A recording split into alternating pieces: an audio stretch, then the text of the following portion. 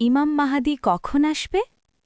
যতক্ষণ এই বিশ্বে একটা বড় যুদ্ধ না হচ্ছে ততক্ষণ ইমাম মাহাদি আসবে না। তিনি আসবেন ফাতিমা রাদিয়াল্লাহু তাআলা আনহায়ের বংশ থেকে। তার আসল নাম মোহাম্মদ, তার বাবার নাম হবে আব্দুল্লাহ, মায়ের নাম হবে আমিনা। চেহারার গড়ন হবে আমাদের নবী সাল্লাল্লাহু আলাইহি ওয়াসাল্লামের মতো।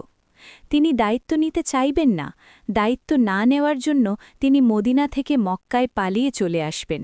তিনি আরবি ভাষায় কথা বলবেন। কাবা ঘরের হাজারে আসওয়াদ ও মাকামে ইব্রাহিমের মাঝামাঝি জায়গায় মানুষ তাকে চিনে ফেলবেন। সিরিয়া থেকে একদল লোক আসবে ইমাম মাহাদির বিরুদ্ধে। আল্লাহ তাদেরকে মক্কা মদিনার মাঝখানে বায়দা নামক জায়গায় ধসে দিবে। এই চিহ্নই প্রমাণ করবে এটাই ইমাম মাহাদি। এরপর মুসলিমদের আর কোনো পতন নাই, আর তারা কোনোদিন মাথা নত করবে না। ইসলামের বিজয় চলতেই থাকবে। আল্লাহু আকবার।